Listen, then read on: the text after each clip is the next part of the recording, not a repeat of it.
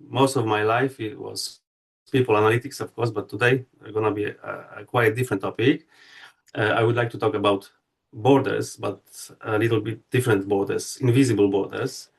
So about barriers. And this is only, I begin a new research, and this is preliminary insights that I got from it. So I will try to share it with you, but give me a sec.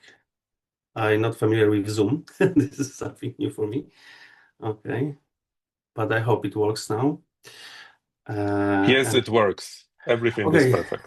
so maybe again, I will introduce myself again. My name is Mirosław Wójcik. Like Piotr said, Mirek is, you can call me Mirek as well. It's easier for most of you, I think.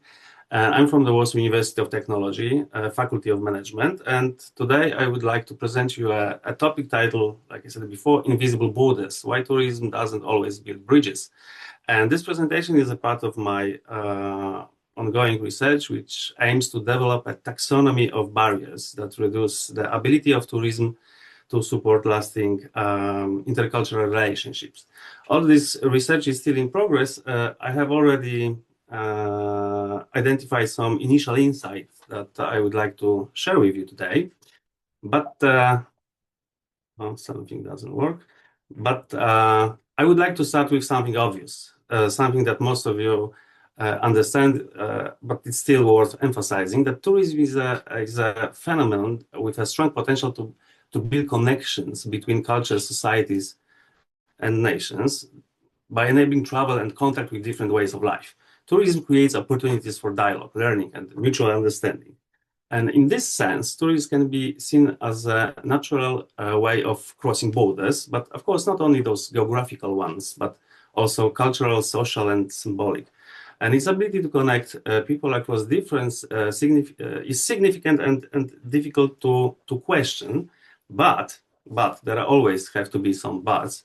At the same time, this potential doesn't automatically turn into real connections. Today, tourism increasingly develops under conditions that complicate, limit, or sometimes even weaken the process of intercultural bridge building that we are talking about. These problems don't result from tourism itself, but from the ways in which tourism is organized, expanded, and shaped by the economic and social systems. And mobility, physical proximity, and closeness are no longer enough to build meaningful relationships. To understand why tourism doesn't always fulfill its promise, this integrative promise, it's necessary to identify and organize, in the form of taxonomy, the main barriers that prevent meaningful intercultural connections. And if you want to manage these obstacles, we have to know them, yes. And to date, I have identified 4 key types of such barriers. They are structural, economic, cognitive, and environmental. And now I will try to briefly, really briefly, explain each of them. So one important group of barriers can be described as the structural ones. In many destinations today, tourism has reached a scale that puts strong pressure on local infrastructure, public space, and everyday life. We call it over-tourism. And this over-tourism leads to overcrowding, rising housing costs, and the transformation of residential areas into the tourist zones. As a result, the relationship between visitors and host communities change. Tourists are no longer seen mainly as a guest, but increasingly as a disruption. So this often causes, of course, frustration, resistance, and in some cases, open hostility towards visitors. Under such conditions, dialogue becomes more difficult, and invisible borders can appear. So this is the one type of barrier. So another one is economic, because in dominant models of mass tourism, tourists are mainly treated as consumers. All-inclusive, for everybody know, all-inclusive tourism, closed resorts located far from cultural centers or everyday social spaces are designed to offer comfort and efficiency. And although these way of doing business make economic sense, they reduce opportunities for real interactions with local communities. Today, this is so strange that today tourists may cross national borders and stay for weeks in the country or somewhere without engaging with the social, cultural, or historical context of the place they visit. So spending time inside carefully managed, isolated environments without any relation with the context, yes, with the community. And very close to this, there is another type of barrier, cognitive. Because even outside tourism resorts, contemporary travel is often fast and superficial now. Tourism increasingly focuses on collecting impressions, yes, photos, pictures, proof of presence, yes, being there becomes more important than understanding the place. So relations with local people are usually short, practical, and often limited to the commercial exchanges. In this logic, destinations become trophies to collect rather than the spaces of interactions. And as a result, mobility doesn't lead to understanding, and physical closeness doesn't create relationships.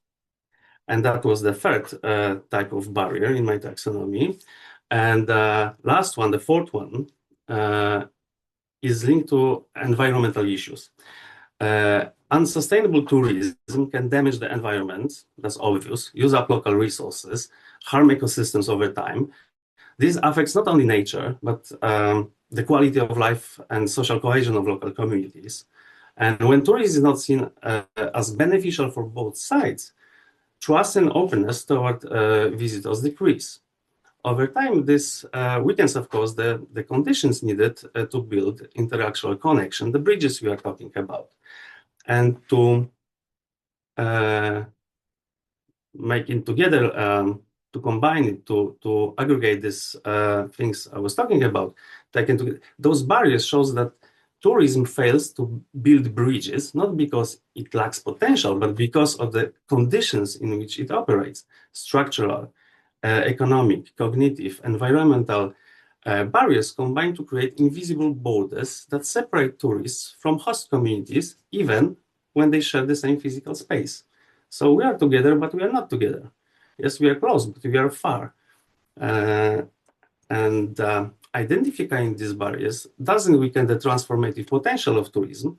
On the contrary, it shows that building bridges is a conscious and a long-term process rather than a fast and automatic result of travel. And such bridges are most likely to emerge within a framework of, before I wanted to say sustainable tourism, but right now, after the last presentation, I would say regenerative tourism, understood, although through shared values. And the values is something that we very often forget about when we are talking about being tourists or about traveling. Tourism can foster intellectual ties. However, when it is treated only as a consumer good in this commercial way of understanding, it may instead reinforce invisible borders.